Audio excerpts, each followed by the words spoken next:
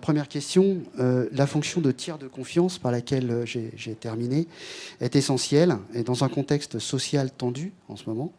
En quoi la banque traditionnelle peut-elle se renforcer par rapport à la banque digitale et quel levier pour la banque digitale? Nathalie, je crois que c'est un thème qui vous est cher. Oui, bonjour, bonjour à tous. Oui, en effet. Alors, peut-être on se présente 2 secondes ou pas, Christophe? Bien sûr. Comment tu veux gérer Oui. Bon. Donc, je suis directeur général adjoint du Crédit Agricole Île-de-France. J'ai en charge, ça a sa petite importance, hein, c'est pas que je le dis, j'ai en charge l'ensemble des réseaux d'agences et entreprises de la Caisse. Donc, mon premier métier, c'est d'être auprès des collaborateurs, des réseaux et des clients toute la journée. Et j'ai en charge, pour compte du groupe des caisses régionales, la transformation digitale. Donc, et c'est vrai que ce thème autour de la confiance et de l'environnement, nous, les banques de proximité, on le vit à plein. Et quand on s'est rencontrés, Christophe, c'est vrai qu'on sortait, enfin non, on n'en sortait pas, puis je suis pas sûre qu'on en soit totalement sorti, mais des grèves. Et c'est vrai que pour le coup, à chaque fois qu'on a eu des grands à-coups, et on en a régulièrement, nos agences sont prises d'assaut. Donc moi, j'ai jamais eu autant de clients dans les agences physiques qu'au mois de décembre, ce qui posait juste un problème pour nous parce que nos collaborateurs avaient du mal à arriver dans les agences. Mais pour le coup, voilà. Là, on a encore en janvier beaucoup de monde. Et à chaque fois qu'il y a des chocs, que ce soit des chocs d'information fiscale, des chocs économiques, il y a vraiment une volonté des clients de revenir dans les agences. Donc moi, pour le coup, on a, nous, pas... j'ai vu les thèmes que vous avez abordés.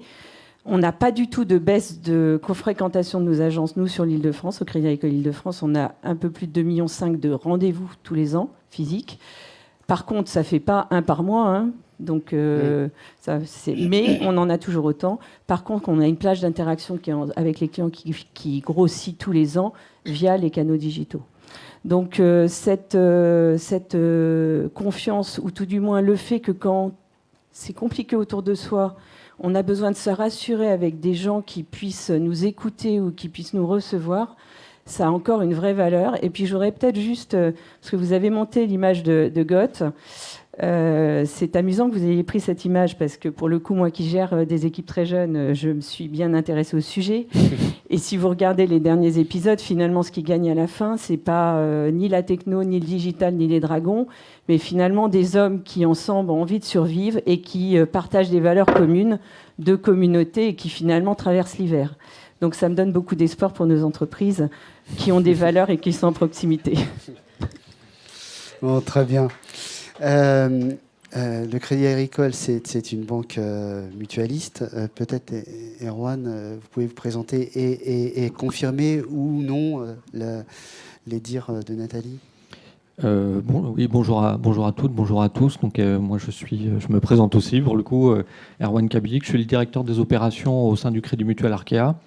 Donc, en charge notamment de tous les outils et l'accompagnement des conseillers sur le terrain, sur le périmètre de la banque traditionnelle, de la banque de réseau. En fait, on constate... alors, le Crédit Mutuel Arkea, on est présent sur les régions Bretagne, Sud-Ouest, peut-être un peu moins marqué par les phénomènes des grèves sur Paris.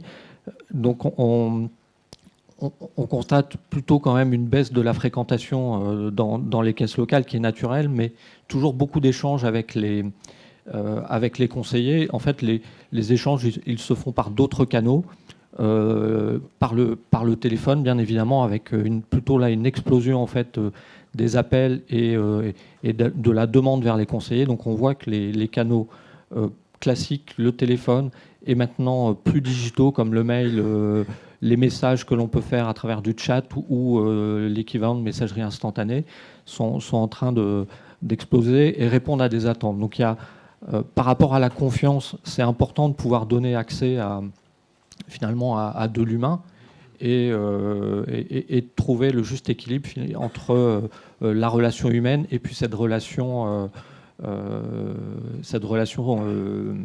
digitale. Donc là, on a vraiment le digital au service de de l'humain. On est bien sûr dans une banque traditionnelle avec un réseau, et c'est aussi ça qu'ils viennent chercher chez nous. Donc la proximité, elle est importante. On a, et c'est ce que tu disais un petit peu, le fait, surtout dans une banque coopérative, d'avoir un maillage important. On participe aussi à l'évolution de l'environnement et du développement du territoire. Donc tout ça, ça participe finalement à la confiance que le client va avoir dans l'environnement bancaire. Merci Erwan. Paul, vous avez écrit sur la confiance. Peut-être vous avez des choses à nous dire, mais présentez-vous. Bonjour, merci. Oui, j'ai commis un livre sur la confiance et les banques, sujet pas facile.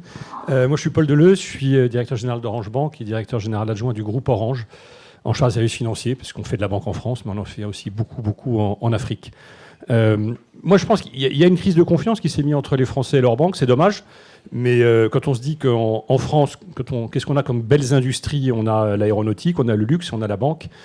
Et malheureusement, on a 4 des 10 grandes banques européennes. Et malheureusement, oui, la banque aujourd'hui, quand on demande aux gens quel code d'amour ils ont pour les grandes industries françaises, la banque, elle vient un peu en queue de peloton. Ce qui est dommage parce que nos banques sont des très belles banques. Alors d'où ça vient sans doute des subprimes, de la perception de frais qui ont pu être jugés un peu indus et qui ont été faits pour compenser les taux négatifs, il faut bien se le dire. Ça vient également de produits qui étaient soi-disant garantis, qui n'étaient pas. Enfin bref, il y a un peu une crise de confiance. Alors je pense que les établissements traditionnels, entre guillemets, et c'est pas péjoratif, travaillent cette crise de confiance d'une certaine manière. Nous, les banques digitales, on la travaille différemment. Moi, une chose qui m'a frappé chez Orange Bank, on a un club de 500 clients à qui on parle tous les mois à peu près pour qu'ils nous aident à dire ce qu'il faut faire de mieux ou ce qu'il faut arrêter. Et on a interrogé ce club de 500 clients en leur disant, au fond, qu'est-ce qui fait que vous nous aimez, parce que les 500, on peut dire qu'ils nous aiment, vu qu'ils nous parlent tous les mois. Qu'est-ce qui fait que nous aimez? Qu'est-ce qui fait que vous avez confiance en nous? Et moi, je pensais innocemment qu'ils allaient plébisciter nos innovations, que sont le paiement mobile. On fait 20% des paiements mobiles en France, donc je pensais qu'ils le diraient, le virement par SMS. Non, rien du tout. Ils ont dit, ce qu'on aime chez vous, c'est tout bête, c'est quand on fait une dépense avec Orange Bank, et ben on a immédiatement le montant qui vient s'inscrire sur le solde du compte. Et ça, c'est intéressant, parce que ça veut dire qu'au fond, ce que les clients peuvent reprocher aux banques, c'est un manque de transparence. Le fait qu'on leur restitue immédiatement le montant qui est sur leur compte, ça veut dire quelque chose. Ça veut dire que ils se disent, c'est mon argent, c'est pas celui de la banque. Et donc, la relation de confiance, elle est là dès lors que la banque, elle existe pour me mettre à disposition mon argent et pas dans une relation qui est perçue comme parfois un peu infantilisante ou asymétrique. Et en tout cas, c'est comme ça que les néobanques essaient de résoudre cette crise de confiance, c'est en se remettant sur un pied d'égalité avec le client. Notre recette, c'est ça qui marche pour une néobanque parce qu'on a les outils pour. Je suis persuadé que les banques traditionnelles ont plein d'autres outils. Mais nous, c'est comme ça qu'on essaie de résoudre le sujet, en disant, au fond, on est moins une banque qu'un moyen pour vous d'accéder à votre argent. Et donc, votre banquier, c'est vous. Et donc, la confiance, au fond, c'est vous qui la créez en utilisant votre argent comme bon vous le semble. Et on n'est pas là pour vous dire ce qu'il faut en faire. Ça marche bien avec un certain type de clients, ça marche bien avec les nôtres. Je ne dis pas que ça marche bien avec tout le monde. Alice, l'immédiateté de l'information, c'est un vecteur de confiance pour les clients? Alors, je vais commencer par me présenter et présenter aussi ma French Bank, parce que je pense que je suis le petit pousset de cette table ronde. Alice Holzman, moi j'ai fait une grande partie de ma carrière, en l'occurrence dans les télécoms et plus particulièrement chez Orange. Je suis banquière depuis 4 ans et demi, voilà, donc jeune banquière, et à la tête de ma French Bank, qui est une jeune banque. Donc c'est une filiale à 100% de la Banque Postale. Elle a son propre agrément bancaire et elle est établissement de crédit. Donc il faut bien avoir ça en tête. On a été lancé en juillet dernier et on compte un peu plus de 100 000 clients aujourd'hui. Donc si je reviens sur ces sujets, confiance, banque digitale, banque traditionnelle, moi j'ai la chance de faire partie d'un groupe qui a les deux pieds. On a la banque traditionnelle et puis on a eu la volonté de lancer une banque digitale. Pour au moins 2 raisons, je ne reviendrai pas complètement là-dessus, c'est des choses qui ont été évoquées, mais c'est cette dynamique de marché. La Banque Postale était persuadée que ce n'était pas un effet de mode et qu'il y avait vraiment aujourd'hui cette attente, certes de confiance, mais pour des acteurs qui la traduiraient différemment. Et puis cette volonté aussi de dire, si on ne veut pas louper les trains, il faut qu'on ait un petit véhicule plus léger, moins lié au legacy quand même très lourd des banques. Je pense en particulier à tout ce qui est technologie de l'information, système d'information, et comment est-ce qu'on se donne ce moyen d'être plus rapide et plus agile, chose que vous évoquez. Donc si je reviens sur la confiance, quand on interroge les Français, ce qu'on a fait bien évidemment au moment de se positionner sur mais finalement, qu'est-ce que vous attendez d'une banque digitale aujourd'hui? Sans grand mystère, ils nous citent en premier lieu des tarifs simples, clairs, transparents, vous l'avez évoqué, et pas chers. Donc je veux comprendre la valeur de ce pourquoi je paye. Deuxième chose, bien évidemment, le côté simple, pratique, moins de paperasse, moins de procédures. On parlait de cette logique de confiance. Plus on me demande des papiers, plus on me demande de faire mes preuves, plus je me dis que c'est lourd, que c'est contraignant, que je comprends pas bien. Il y a ce côté boîte noire, on m'accepte pas, sur quels critères. Donc moins de paperasse. Et puis le troisième critère qui est quand même intéressant, c'est la disponibilité du service client. Je suis convaincue il y a quelques années, vis-à-vis d'acteurs digitaux, ça ne ressortait pas. Pourquoi ?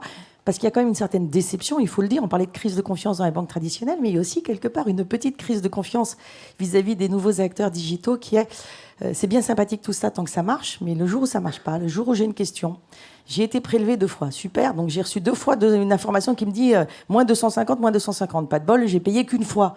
Qu'est-ce que je fais ? Vers qui je me retourne ? J'essaye d'appeler le service client, ils répondent pas. Qu'est-ce qui se passe ? Est-ce que c'est une erreur du système ? Est-ce que c'est le commerçant qui m'a grugé ? Tous ces sujets-là, finalement, on se rend compte que dès que ça bug un peu dans le digital, j'ai quand même besoin d'un humain. Et l'humain, c'est 2 choses.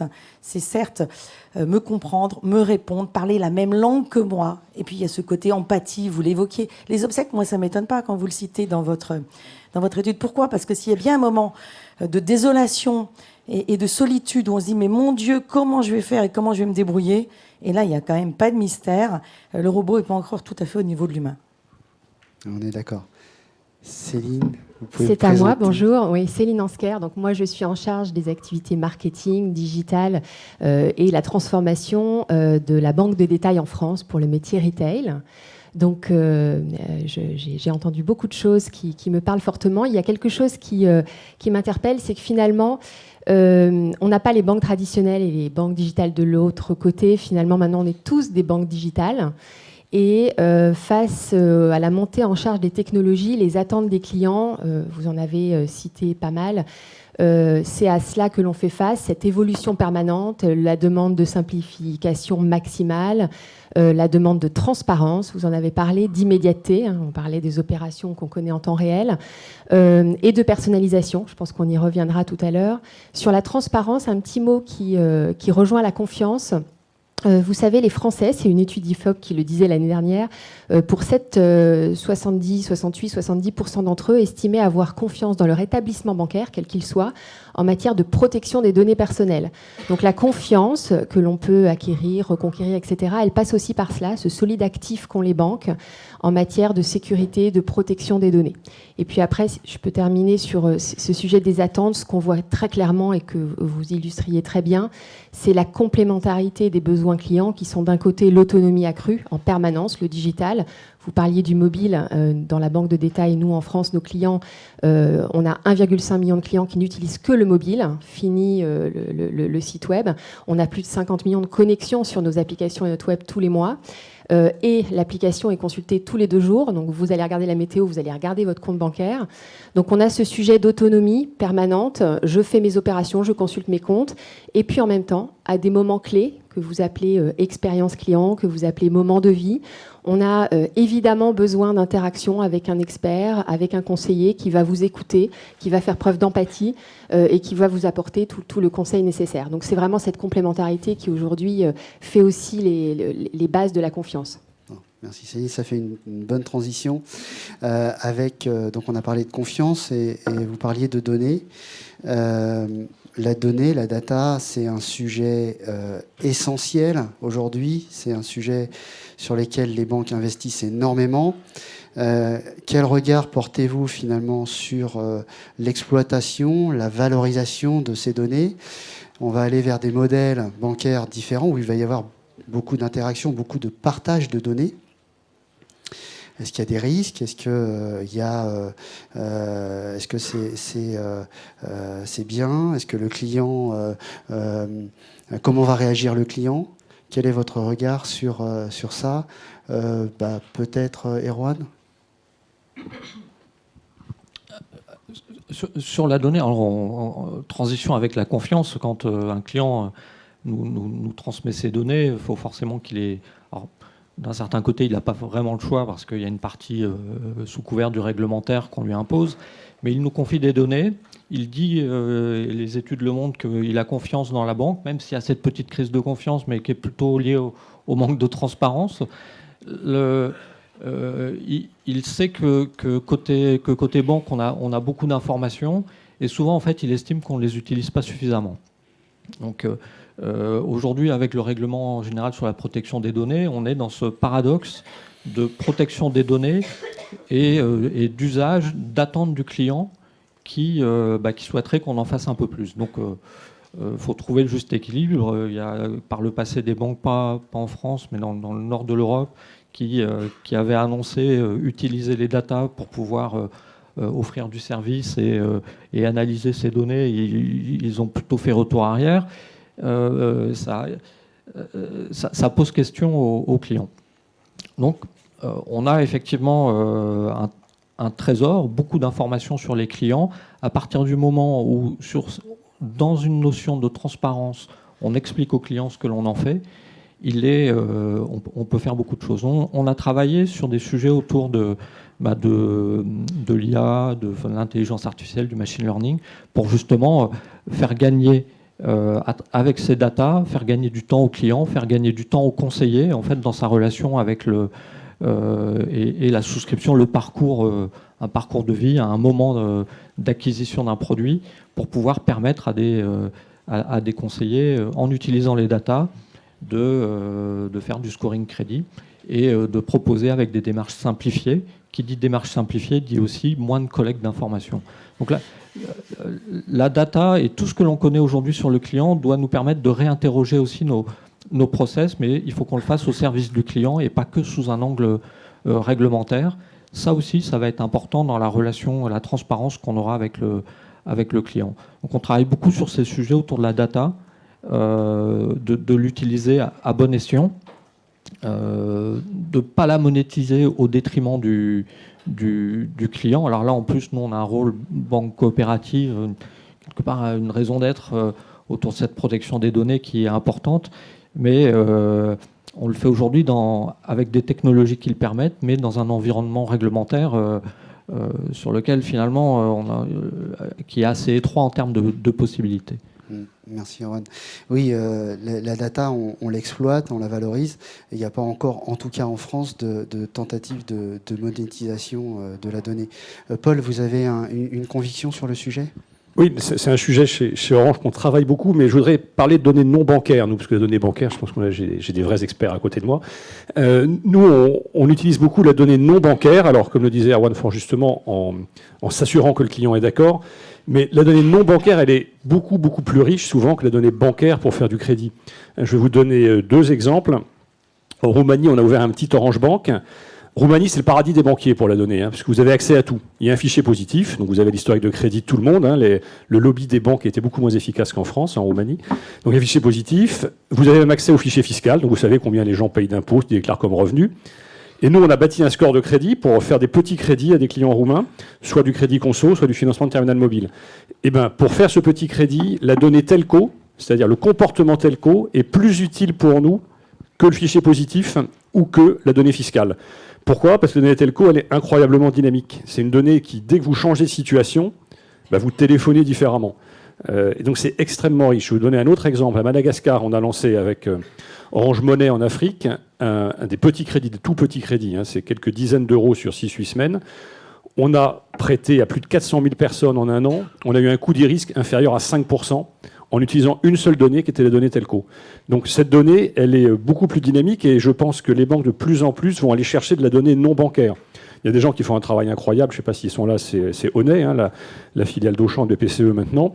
Avec Honnet Trust, ils sont capables d'aller scraper plein de sites pour regarder si vous faites un crédit sur lieu de vente, et nous on l'utilise sur nos financements de terminal mobile, pour voir si la personne elle est bien celle qu'elle dit qu'elle est. Donc cette donnée non bancaire bien utilisée, elle est beaucoup plus riche parce que beaucoup plus dynamique que la donnée bancaire qui est très complète, mais qui est très rétrospective. Alors après, je souscris à ce qui a été dit, il faut faire très très attention avec la donnée. Moi, j'ai emmené mon comité de direction en Chine au mois de juillet, parce qu'ils ont un usage de la donnée qui est très libéré en Chine. Alors, je vais vous donner un exemple. Est-ce qu'il y en a parmi vous qui utilisent leur téléphone comme réveil le matin ? Levez la main, ceux qui utilisent leur réveil. Voilà. Vous êtes nombreux, vous êtes très nombreux. Eh ben, il y en a sans doute parmi vous qui utilisent comme réveil et puis qui n'ont pas envie de se lever et qui appuient sur snooze. Ça vous arrive, ça, hein ? Ouais. Bon, si vous le faites, vous aurez moins de chance d'avoir un crédit en Chine. parce que vous êtes quelqu'un qui a du mal à se lever le matin. C'est exactement ce qu'ils font. Donc voilà, la donnée non bancaire, c'est super riche, mais je suis tout à fait d'accord avec ce qui a été dit, il faut le faire de façon très très rigoureuse, en totale transparence avec le client, autrement on se prend les pieds dans le tapis. Merci Paul, c'est intéressant. Alice, vous qui venez des telcos. Oui, je suis d'accord. On sait beaucoup de choses à travers les telcos. On peut suivre les gens. Il y a plein de choses merveilleuses qui ont été faites sur leur parcours de vie à travers leur usage du téléphone. Je voudrais revenir sur le paradoxe. C'est quand vous interrogez les gens, tout le monde vous dit « Je ne veux pas qu'on utilise mes données. Je veux les garder pour moi. C'est à moi, rien qu'à moi. » Maintenant, vous regardez leur comportement. Regardez tout ce qu'ils ont donné au Facebook et autres de ce monde. C'est incroyable. Pourquoi ? D'abord, parce que finalement, ils n'ont pas l'impression de donner toutes ces informations-là. Et deuxièmement, parce qu'ils vous disent ça va être que pour moi, ça va être que pour mon bien. Je ne vois pas l'impact négatif de cet usage de données. Donc, il y a ce paradoxe entre si on m'interroge, je dis que surtout pas. Et en fin de compte, dans mon comportement, je montre que je la donne à n'importe qui. Avec, encore une fois, on le sait, des abus qui ont été faits par différents acteurs. Pour revenir sur qu'est-ce qu'on peut en faire et comment le faire. C'est bien évidemment toujours demander le consentement du client. Ça, c'est une évidence et je pense que personne, de toute façon, se mettra en contradiction avec la loi sur ce sujet. Une fois qu'on l'a demandé, c'est incroyable de voir à quel point les gens sont prêts à vous donner ces informations. Alors sur le crédit, nous, la façon dont on travaille, le crédit qui est proposé en l'occurrence par ma French Bank, qui est un crédit renouvelable, il est opéré par la Banque Postale Financement. Donc c'est la Banque Postale Financement qui utilise ces scores et qui accorde le crédit aux clients de ma French Bank. Bien évidemment, une partie des clients de ma French Bank qui sont aussi clients de la Banque Postale. Et qu'est-ce qu'on fait pour améliorer la capacité à leur offrir de crédit ? On leur dit, acceptez-vous que la Banque Postale Financement consulte les informations de la Banque Postale pour vous accorder votre crédit. Et le taux de réponse est quasi 100%. Pourquoi ? Je pense que la proposition va être meilleure. On va mieux m'accepter, on va m'accorder un montant plus élevé. Pourquoi est-ce que je dirais non ? Donc il y a vraiment ce point de base qui est, oui, demander et de expliquer et montrer la pertinence de ce qu'on va en faire. Si c'est pour mon usage et mon bien, je veux le faire. Deuxième point qui me semble aussi important, de plus en plus, les gens s'attendent à ce que leur banque, finalement, leur rendre service comme d'autres univers de services. Et en particulier, il y a ce sujet d'information d'anticipation. De plus en plus, alors je vais même prendre un exemple qu'on a tous vécu pendant les grèves, la SNCF est capable de me dire à l'avance si mon train va être maintenu, s'il y aura moins de rames, si le quai a changé. À l'avance. La plupart des gens se disent, mais pourquoi ma banque, qui a autant d'informations sur moi, mon compte, elle sait le suivre, elle sait quand les prélèvements arrivent, elle sait comment je consomme mois après mois, pourquoi n'était pas capable de m'informer quand un mouvement atypique arrive ? Je parlais de cette histoire de confiance et du prélèvement double, par exemple, tout à fait banal. C'est, tiens, il y a un mouvement atypique, je souhaite que ma banque m'avertisse parce qu'il y a un mouvement atypique. Je risque d'être à découvert. Je souhaite que ma banque m'alerte avant de me prélever des frais parce que je suis à découvert. Donc, je veux pouvoir gérer, je veux pouvoir moi-même décider si en effet je vais passer en situation négative ou pas. Et pour tout ça, eh bien, j'ai bien conscience qu'il faut que la banque exploite mes données, mais elle ne les exploite pas pour en faire commerce, elle les exploite pour avoir une réponse pertinente par rapport à mon besoin. Oui, sur les mouvements atypiques, elles ne font pas tout, mais en ce qui concerne la fraude, je pense que toutes les banques ont des dispositifs d'alerte. Voilà. Moi, ça m'est arrivé il n'y a pas très longtemps, des débits qui étaient, je ne sais plus où, je crois que c'était à Madagascar d'ailleurs. Et voilà, j'ai été alerté immédiatement. Oui, c'était Orange Money certainement. Céline, vous voulez rebondir un petit peu sur la donnée ? Oui, je voulais simplement évoquer qu'effectivement, les clients attendent une personnalisation accrue qui passe effectivement par la connaissance que l'on a de ce qu'ils vivent au quotidien. Et c'est très personnel, la gestion, par exemple, financière de son budget. C'est quelque chose qu'on ne peut pas dupliquer d'un client à l'autre. Et donc, nous apportons ce qu'on appelle finalement les prémices d'une conversation, d'une banque conversationnelle, hein, c'est ce que vous évoquiez, dans cette capacité à donner au client le choix de paramétrer le degré d'intensité d'information qu'il souhaite recevoir en fonction de ce qu'il vit. Donc, effectivement, votre salaire a été versé. Ça peut vous intéresser comme ça ne peut absolument pas vous intéresser dans votre quotidien. Savoir que le remboursement d'un produit que vous avez renvoyé parce qu'il ne vous plaisait pas a été crédité sur votre compte, c'est peut-être pour vous une charge mentale en moins. Vous n'allez pas suivre le remboursement. Donc toutes ces interactions-là, l'intensité que le client va pouvoir positionner, c'est vraiment quelque chose de très précieux et pour lesquels il nous sollicite. Merci. Nathalie. Christophe, si tu me le permets, je vais faire vite, mais peut-être pour compléter, et vraiment, on vit tous la même chose, donc chacun dans nos domaines, donc ça peut être que concordant. On a dans les banques mutualistes des moments assez privilégiés avec nos clients qui sont nos AG de caisse locale, nos assemblées générales. Donc on va démarrer, je pense vous aussi, la semaine prochaine. Et là, nous, pour le groupe, on voit 400 000 clients en 3 semaines, physiques. Les clients l'année dernière, clairement, la première question, c'est est-ce que vous nous assurez que nos données sont protégées et est-ce que vous assurez qu'il n'y aura pas de hacking dans la banque ? Pas vraiment, quelles que soient les populations. Donc ça revient à ce qu'on disait tout à l'heure, enfin ce qu'on disait tous ensemble, la confiance.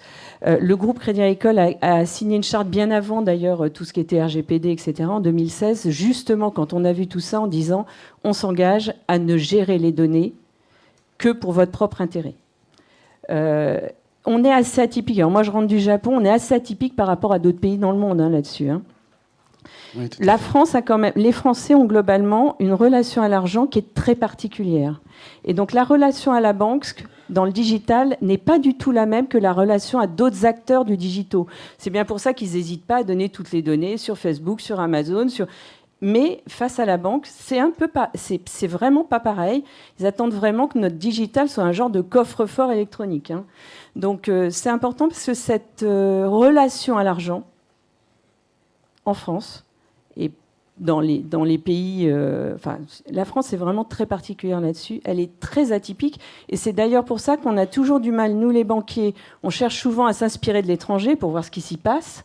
Et finalement, on se dit, mais nous, ça n'arrive pas exactement comme partout ailleurs, pas à la même vitesse, pas pour les mêmes clients.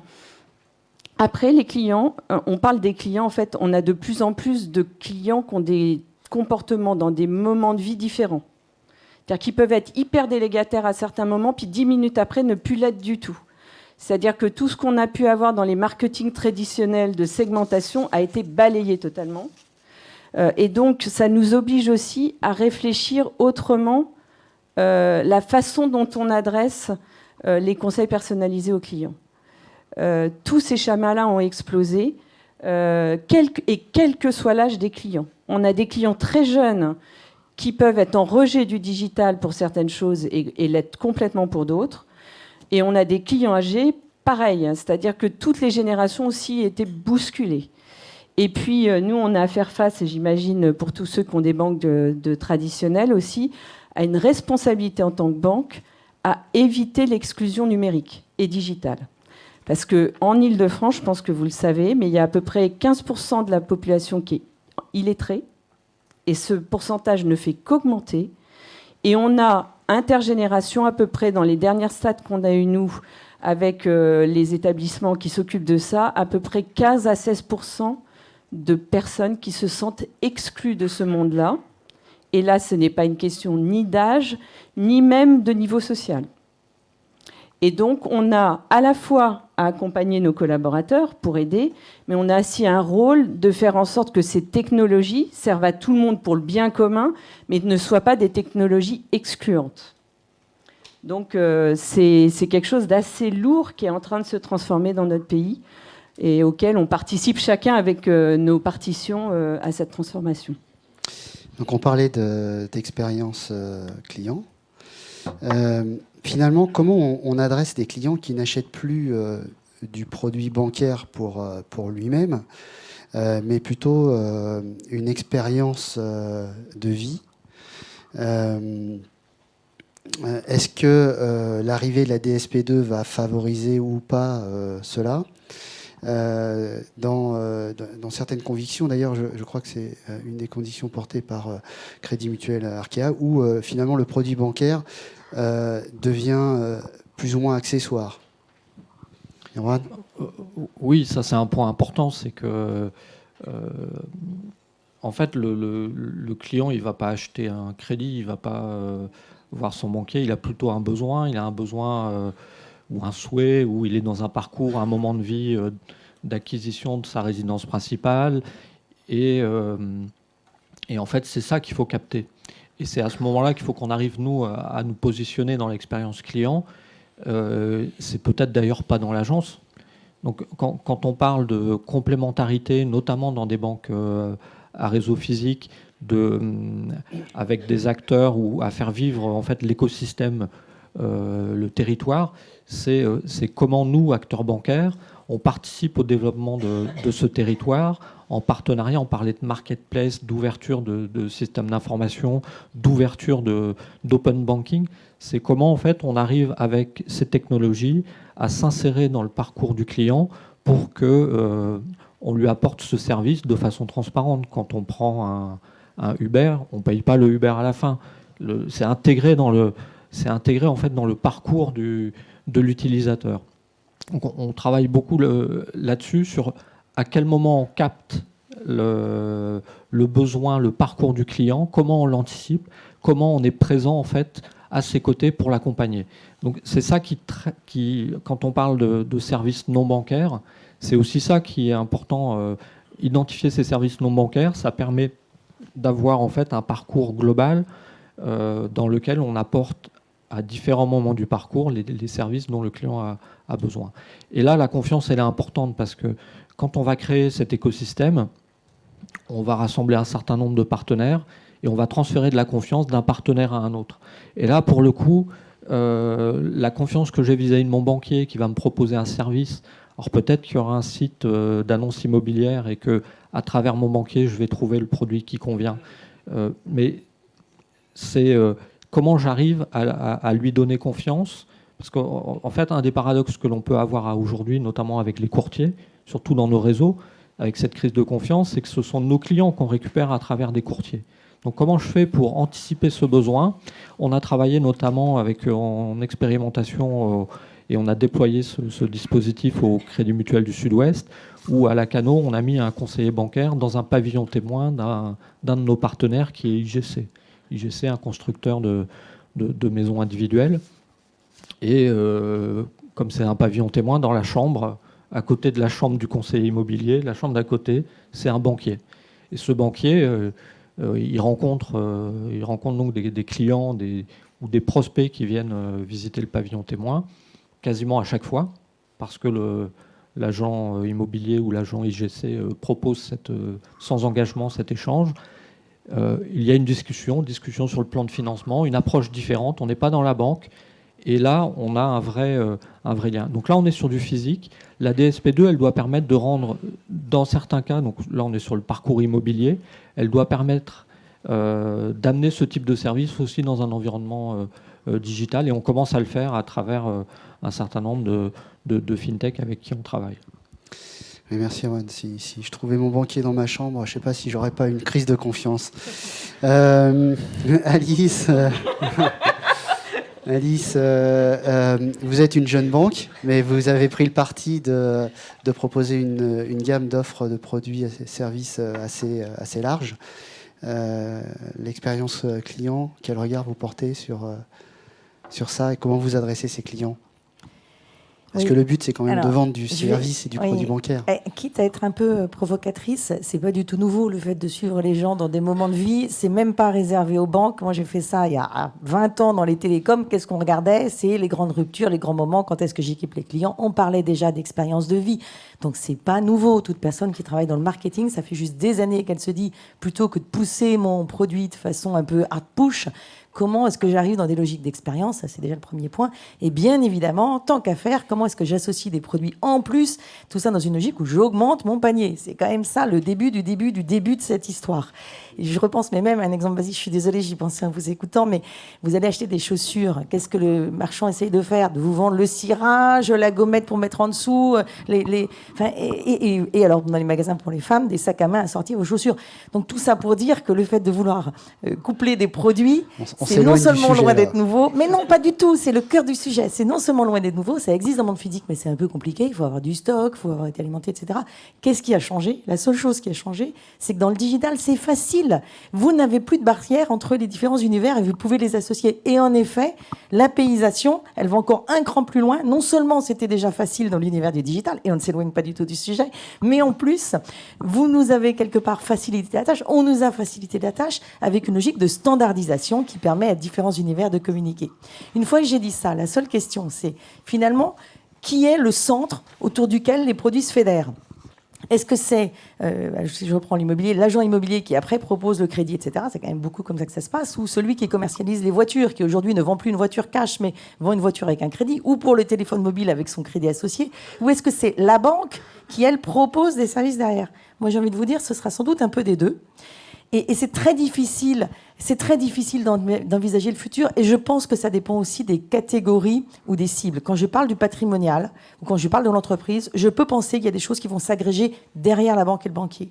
Quand je parle du grand public, on peut s'interroger. Je pense qu'on a intérêt, nous tous, et vous l'évoquiez, à être agile, donc être à la fois capable, nous, d'intégrer des services, mais de façon extrêmement simple. On le disait, mes interactions, ma consommation bancaire, elle va passer par le mobile. Sur un mobile, vous voyez proposer toute une palette de produits. C'est quand même un peu compliqué. Donc, il faut que ce soit très bien ciblé, très cohérent par rapport aux besoins, dans la droite lignée du service que je cherchais. Et là, en effet, ça peut me simplifier la vie et tout le monde a envie de se simplifier la vie.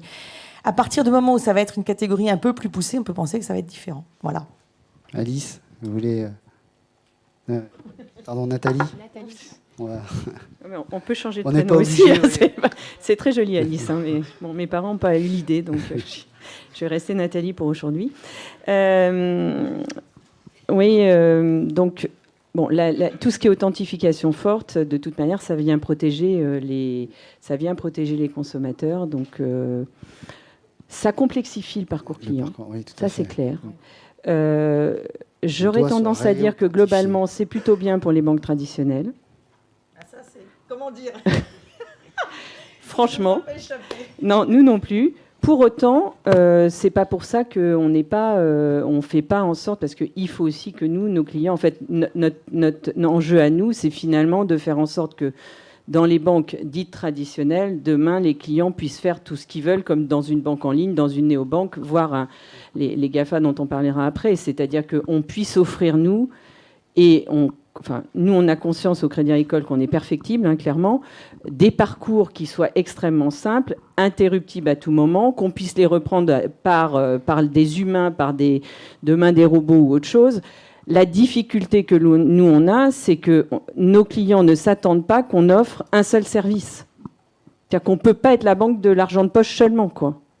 Et donc, moi, la difficulté, puisque je gère Cadif pour compte des caisses, l'application Ma Banque et l'application, qui est la plus grosse application bancaire de la place, et l'application sur nouveau portail client qui vient d'être déployée depuis 6 mois, c'est que le client du Crédit Agricole, il veut pouvoir faire des ordres de bourse, regarder ses assurances vie, faire des transactions, mais aussi augmenter ses plafonds, mais aussi vérifier que ses enfants ont bien reçu le virement, mais aussi pouvoir faire son crédit conso, faire ses simules de crédit IMO, acheter ses devises, faire ses remises chèques, etc. Donc, nous, notre complexité, c'est justement parce que on n'attend pas d'une banque traditionnelle qu'elle soit simple, qu'elle puisse apporter que 3-4 services ou 10, parce que je veux dire, globalement, nos confrères sont aussi en train de développer leurs services. Du coup, c'est compliqué. Du coup, là, pour le coup, je rejoins.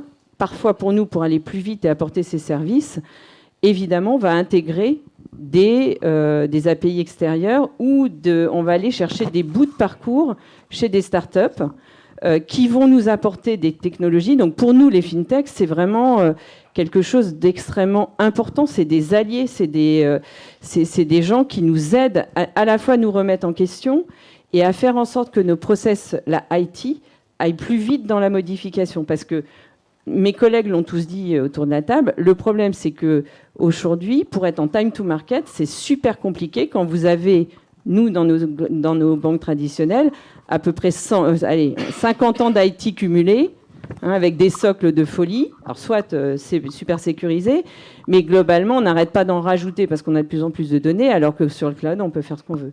Oui, donc, voilà, ça, c'est nos enjeux.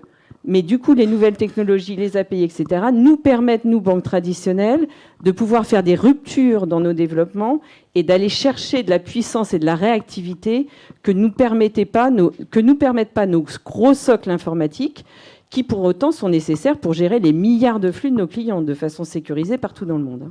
Merci Nathalie. Rapidement, donc Céline puis Paul, et on mordra un tout petit peu parce que j'avais une dernière question à poser qui sera intéressante sur tout ce qui est les modèles de tarification. C'est quand même dans le business model des banques qui va évoluer. Gagner de l'argent, c'est pas une question secondaire. Alors, on parlait d'expérience client, donc je vais illustrer tout ce qui a été dit. Premièrement, on parlait de l'univers de l'immobilier. Donc, j'achète une maison et je ne vais pas chercher un crédit. Je vais parvenir sur cette illustration qui est un moment fondamental dans la vie des gens. Je vais revenir sur une autre illustration qui s'adresse aux créateurs d'entreprises. Vous savez que le marché de la création d'entreprises l'année dernière, c'est 815 000 créations d'entreprises, plus 20% par rapport à l'année d'avant.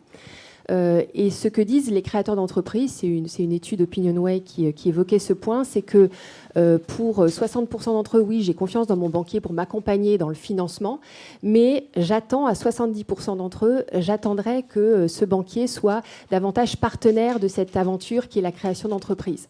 Donc on a, belle illustration, lancé une plateforme qui s'appelle Lancez-vous, une marketplace dans laquelle justement on accompagne les créateurs d'entreprises qui vont être soit on va dire en phase d'idéation, soit en phase jusqu'au développement déjà de leur entreprise.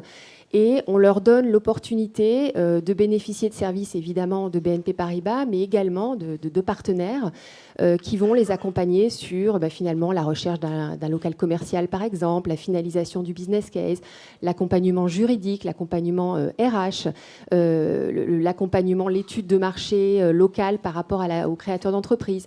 Donc une trentaine de services que l'on ajuste en permanence, évidemment. Donc, on rejoint ce sujet de la richesse de travailler avec des fintechs et avec des startups qui accompagnent ce service que l'on apporte à des clients, et puis qui permet aux créateurs d'entreprises finalement de gagner un temps fou, parce que quand on voit que dans l'univers de l'entrepreneuriat, le temps administratif, c'est des dizaines et des dizaines d'heures par mois, on simplifie, on rejoint à nouveau ce besoin fondamental de simplicité, transparence, efficacité. Donc ça, c'est une première illustration de l'expérience client. Et une deuxième qui est plutôt d'ailleurs basée sur la capacité qu'offre l'intelligence artificielle, parce qu'on en a peu parlé. Je crois que vous avez d'autres moments dans la journée où vous reveniez sur ce formidable levier. On a lancé chez BNP Paribas et on est en train de déployer ce qu'on appelle notre centre de service. Et ça touche fondamentalement à l'expérience client, à ce que vont vivre nos clients. Et le centre de service, c'est quoi ? C'est notre capacité à évidemment prendre en charge beaucoup plus réactivement, efficacement, de manière personnalisée les demandes entrantes de nos clients. On parle évidemment téléphone, mail, réseaux sociaux. Donc c'est milliers d'interactions que l'on a tous les jours de clients qui peuvent avoir des demandes très simples, qui peuvent avoir des demandes beaucoup plus complexes. Et donc comment on reconnaît beaucoup mieux ces clients avec la capacité technologique et l'intelligence artificielle, comment on va exploiter avec le langage naturel ou l'analyse sémantique la demande de ces clients pour orienter beaucoup plus rapidement vers la bonne compétence, vers le centre d'expertise, vers le conseiller, ces clients pour traiter très rapidement la demande. Et on a un objectif et un driver très ambitieux qui est que 100% des demandes de ces clients soient traitées, prises en charge en moins de 24 heures et traitées à 80%. Et ça, c'est fondamental dans l'expérience que vivent nos clients, justement. Bon. Paul, pour finir. Et puis, je vous laisserai la main sur la question. Et comme ça, on terminera. Vous la donnerez avant la question suivante. Oui, si vous voulez, mais je vais la poser quand même. Et on mordra un tout petit peu sur la pause, mais qui était quand même de 30 minutes. Donc, je m'en excuse auprès de Stéphane. Alors, rapidement sur l'expérience client hors de l'univers bancaire, moi, je crois à tout ce qui a été dit, c'est-à-dire, commençons par bien faire notre métier. Avant de vendre tout n'importe quoi sur nos applis et sur nos sites et nos boutiques, commençons par bien faire nos métiers de banquier, c'est ce que nous disent les clients. Avant d'aller vous balader dans un univers qui ne sont pas les vôtres, faites bien votre métier de banquier pour une clientèle de masse. Je suis d'accord que pour une clientèle de gens fortunés ou une clientèle d'entreprise, c'est différent. En clientèle de masse, il faut commencer par bien faire ce qu'on a à faire. Moi, ce qui me frappe en revanche chez Orange, c'est... On fait quand même un métier ennuyeux, nous, les banquiers. Personne ne rêve de sa banque la nuit, ou alors c'est qu'on est un peu ou qu'on est banquier, quoi. Mais on ne fait pas un métier très amusant. Orange, dès qu'on met dans l'expérience client bancaire des éléments d'un univers un peu plus sexy que la banque, par exemple le telco, ça marche incroyablement bien. Nous, quand on dit à nos clients, si vous êtes actif ce mois-ci, vous aurez un film, vous pourrez gagner un téléphone portable, ou si on leur dit plus vous utilisez Orange Bank, plus vous pouvez avoir des réductions sur vos téléphones, plus vous pouvez avoir du cashback dans les boutiques Orange. C'est le genre de choses qui marchent très bien, parce que globalement, donner aux clients des avantages bancaires sur un produit qui ne les fait pas rêver, c'est pas très motivant. Leur donner des avantages sur des produits un peu plus amusants, un peu plus séduisants que le produit bancaire, ça marche bien. Et cette combinaison-là, elle marche. Beaucoup plus, je pense, effectivement, que proposer des appartements sur nos sites bancaires où les gens nous disent « Attendez, c'est pas votre métier. Faites-moi déjà un bon crédit, à un bon taux. Dites-moi oui, et puis après, on verra pour la maison. » J'ai fait vite. Oui, merci. Donc, j'avais une question sur... en fait, finalement, on a vu les pressions qui s'exerçaient sur les banques traditionnelles, la baisse des revenus, les tarifs, les banques digitales qui ne sont pas rentables. Finalement, encore en tout cas, quel regard portez-vous, quel modèle de tarification adopter dans un contexte où finalement le client réclame, notamment sur du mass market, sur le marché des particuliers, hein, c'est peut-être un peu différent sur la partie pro, agri ou entreprise, réclame un tarif très compétitif et où les marges sont très faibles. Peut-être, allez, Nathalie. Ouais, alors moi, je peux en Je parler vous un petit redonne peu. la main, j'avais dit que vous enchaîneriez, excusez-moi. Non, vas-y, Nathalie. Donc nous, on a annoncé nos résultats avant-hier. Donc pour ceux qui les ont regardés, voilà. Ils sont bons, ils sont pas bons. Ils sont bons. Enfin, ils sont corrects par rapport au marché. Ils sont plutôt bons. Pourquoi je le dis? Parce que par ailleurs, on a été élu la banque la moins chère sur les clients classiques de l'Île-de-France. Et que le Crédit Agricole Île-de-France n'a jamais pris de frais de tenue de compte. Toutes banques confondues, y compris banque Digital, Alors, Boursorama. toutes banques confondues. C'est les trophées de la banque, donc je suppose qu'il y a tout le monde. Donc sur la clientèle traditionnelle, classique, on n'est pas sur... voilà.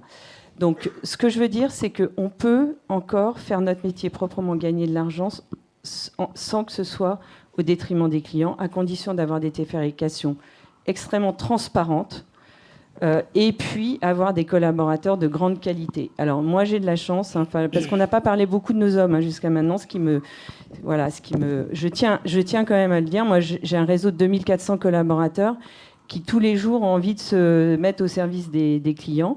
Alors ils sont perfectibles, on l'a vu dans les études, des fois ils n'ont pas totalement le niveau attendu par les clients, parce que tout ce qu'on vient de se dire, le temps de la technique, c'est pas le temps de l'homme, il faut toujours se le dire. Et la technique va très vite. Les hommes ont plus de mal à se transformer, nous les premiers, et nos équipes pareil. Donc à nous de faire en sorte qu'ils arrivent à se réaliser, à être au service des clients dans cette technologie qui va très très vite. Mais en fait, la différence aujourd'hui dans les performances, je parle des banques traditionnelles, finalement, c'est nos hommes et nos femmes dans nos entreprises, c'est eux qui font la différence auprès des clients et qui, du coup, parce qu'ils sont en écoute, en proactivité, arrivent à répondre mieux aux attentes des clients et donc peut-être remplissent le panier, comme tu disais tout à l'heure, c'est sûr, mais pour autant, si ce n'était pas un panier qui était fait dans l'intérêt du client, les performances ne seraient pas durables. On est très vite arbitré et c'est très bien. Les clients, aujourd'hui, sont rois. Ils peuvent trouver des banques où ils veulent, qu'elles soient en ligne, en digital, en France, à l'étranger, voire d'autres acteurs qui font de la banque. On parlait de l'automobile, on parle de la grande distribution, etc. Donc on est en permanence challengé. Donc les banques qui aujourd'hui ont des résultats durables, c'est bien parce qu'elles ont mis depuis un certain temps, et il faut qu'elles continuent parce que pour le coup, il faut se remettre en question tous les jours, le client au cœur. Sinon, elle n'existerait plus. Donc voilà par rapport à ça. Après, encore une fois, l'équation, elle n'est pas simple, mais l'équation n'est pas simple sur la baisse des taux. Pour les banques traditionnelles, ce n'est pas les crédits qui nous posent problème, c'est clairement l'épargne réglementée qui nous coûte une fortune. Si on pouvait ajuster ce qui est le modèle des banques, le niveau de ce qu'on rémunère en épargne avec ce qu'on est obligé de faire sur les taux de crédit, il n'y aurait pas de sujet d'équilibre. Paul. Rapidement, trois messages moi, qui me semblent importants. Premier, c'est oui, les néobanques, ça perd de l'argent. C'est normal. Quand une banque traditionnelle ouvre une agence bancaire, quand le BNP crée une agence bancaire, ça met 6-7 ans avant d'être rentable. Donc une néobanque, ça met aussi 6-7 ans avant d'être rentable. Ça, c'est le premier point. Deuxième point, néanmoins, ce n'est pas une fatalité. Vous voyez, chez Orange Bank, on a un peu plus de 500 000 clients. On en gagne 20 000 nouveaux par mois. Sur les 20 000 nouveaux par mois, il y en a 8 000 qui rentrent en relation avec nous avec une offre payante, qui peut être un crédit conso, un financement de terminal mobile ou notre offre premium. Et le principe du tout gratuit, c'est sûr, c'est dur d'être en place si tout est gratuit. Donc on a besoin, nous les néobanques aussi, d'arbitrer entre le gratuit et le payant. Et dans le payant, c'est les cartes premium, mais c'est beaucoup le crédit conso. Et ce qui me fait dire, troisième message, que les néobanques qui sont encore très largement sur le tout gratuit, qui sont dans la course au volume, qui opèrent d'ailleurs pas forcément toujours depuis la France, qui sont parfois un peu légères en termes de conformité, ça ne durera pas autant que les impôts. Et quand on voit qu'elles se valorisent plus de $1000 par client, c'est super pour elles, super pour leurs fondateurs. Mais un modèle où on est tout gratuit, où on a largement laissé tomber les sujets de KYC, d'entrée en relation, de vigilance, ça ne peut pas durer. Donc oui, c'est normal qu'on perde de l'argent. Néanmoins, il y aura des morts dans ce secteur. Et je pense que les morts, ils ne seront pas à trouver du côté des néobanques filiales des banques françaises ou des établissements français. Alors, vous parlez de 500 000 clients. Un client, c'est quelqu'un qui ouvre un compte. Dans les 500 000, tous n'ont pas un compte ouvert. Vous parliez des crédits. C'est pour moitié ou une certaine partie ont juste un crédit conso. C'est pas tout à fait la même chose. Mais on entend ce que vous dites. Alors, oui, mais ça, c'est important ce que vous dites. Il faut arrêter de se dire qu'un client, c'est un client qui a un compte. Ça, c'est la banque à l'ancienne. La banque d'aujourd'hui, le client, il peut avoir un compte, un crédit, une assurance. Le principe, on rentre en relation par le compte et après, si on est gentil, au bout de 2-3 ans, on a droit à un autre produit, c'est fini. Aujourd'hui, c'est le client qui choisit. Il dit par quoi il veut rentrer en relation avec nous. Un client qui prend un crédit conso chez, je ne sais pas, Sofinco ou CTLM, peu importe, il ne se sent pas... il a pris un crédit conso, il ne se sent pas bancarisé. La bancarisation, c'est quand même... Vous parliez de KYC, donc Know Your Customer. Il n'y a pas de KYC, il n'y a pas une ouverture de compte. Donc, il y a quand même... La démarche n'est pas tout à fait la même chose. En fait, c'est pas le même KYC, c'est plutôt un scoring de risque. Il y a quand même un octroi de crédit. Il y a un octroi de crédit, mais c'est pas le même KYC. Bah, allez-y. Oui, moi, je vais simplement dire que je rejoins tout à fait cette notion de choix qu'on donne aux clients et de transparence sur la tarification. Et ce qui fait, pour le coup, une force de BNP Paribas, c'est d'avoir différents modèles de services qui répondent à ces choix des clients. Et donc, quand on a le compte nickel qui est proposé, et aujourd'hui, on a 1,5 million de clients compte nickel proposé dans 5500 buralistes français avec un programme d'internationalisation en Europe très volontariste. Quand on a également Hello Bank, c'est 520 000 clients. C'est aussi un dispositif avec des offres freemium, 2 offres qu'on a lancées très récemment si vous suivez notre belle campagne qui est en cours. Et puis on a également la banque BNP Paribas avec la complémentarité que j'évoquais, digitale et notre réseau d'agences, et la banque privée. Donc c'est aussi ça, donner aux clients le choix du dispositif, de la tarification, des services associés à du full digital, à un mix avec différents modèles. Alice, vous voulez interagir ? Oui, alors nous on a fait le pari pour ma French Bank de ne pas être sur le tout gratuit et on ne donne pas l'argent au client quand il ouvre un compte, ni 80 €, ni 120 €, ni 140 €. La seule promotion qu'on ait faite au lancement, c'est de dire vos 6 premiers mois sont offerts, comme le mois est à 2 €. Vous voyez vite qu'on n'a pas donné beaucoup d'argent à nos clients. Et ils sont quand même venus. Donc je pense que c'est quand même, un constat intéressant pour nous tous. De voir que, oui, c'est pas cher, 2 € par mois. Et pour moitié hors du réseau Alors, pas pour moitié hors du réseau. Non. On a quand même un rôle du réseau. On a 70% aujourd'hui des ouvertures de comptes qui se sont faites via, en l'occurrence, le réseau des bureaux de poste, sachant que ce ne sont pas les conseillers bancaires qui proposent ma French Bank, ce sont ce qu'on appelait autrefois les guichetiers, donc les chargés de clientèle. Et l'avantage, c'est vrai, qu'a en l'occurrence ma French Bank aujourd'hui, c'est de capitaliser sur un réseau qui voit passer 1,5 million d'individus par jour. Et je dis bien individus et pas clients, parce que quand vous rentrez dans un bureau de poste, c'est pour envoyer une lettre, réceptionner un colis, venir prendre un pli recommandé, etc. Tout ça pour dire que oui, on n'est pas obligé d'être gratuit. Oui, il y a une logique de modèle payant. Maintenant, à 2 € par mois, si on reste à 2 € par mois, même avec beaucoup de clients, on aura du mal à être rentable. Donc, il y a un vrai sujet de complémentarité. On voit aujourd'hui 2 grandes tendances, en tout cas en termes de tarification.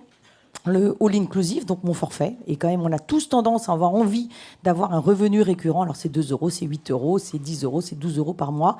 Et puis après, le pay per use, quelque part. Parce qu'on n'est plus sur une logique et je prends plein de petites choses à côté et ça gonfle et puis je ne vois plus ma facture.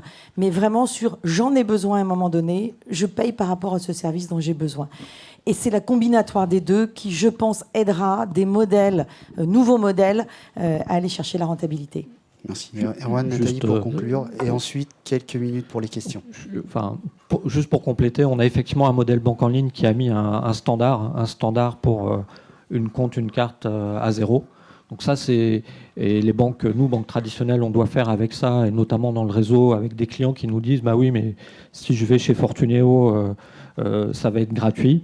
Oui, chez Fortuneo, ça va être gratuit. Le client, aujourd'hui, il a le choix par rapport aux produits et aux services. S'il veut faire du crédit chez Sofinco, il peut y aller et avoir un compte chez Fortuneo. En fait, il va choisir à la fois son tarif et son service. Ce que l'on voit quand même, c'est que nos modèles de tarification, ils sont quand même bien bouleversés ces temps-ci, hein, avec du réglementaire, notamment avec des mesures réglementaires sur des personnes financièrement fragiles. Et c'est un bien, c'est quelque chose qui a été mis en place, c'est une bonne chose. On a eu l'occasion, nous, d'aller un tout petit peu plus loin en diminuant, en supprimant en fait les frais sur les personnes financièrement fragiles. On voit que ce modèle de commission aussi, il est attaqué, il est regardé de près.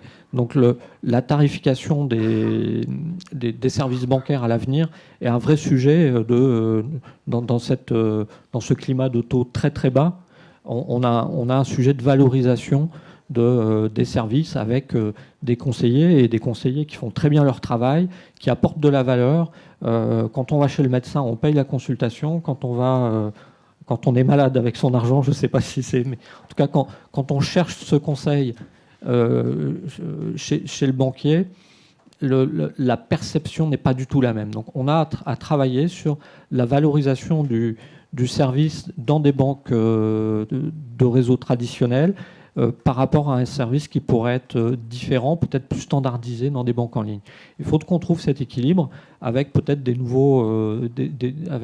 nouveaux modèles. On les teste avec des entités comme Max au sein de Crédit Mutuel Arkea, où on cherche des modèles alternatifs, effectivement avec des services pour certains extra-bancaires, pour voir comment on équilibre tout ça et comment on parlait tout à l'heure de transfert de confiance, comment en fait on agrège tous ces services pour créer de la valeur, à la fois pour la banque et le client. Ça, c'est important. Ouais.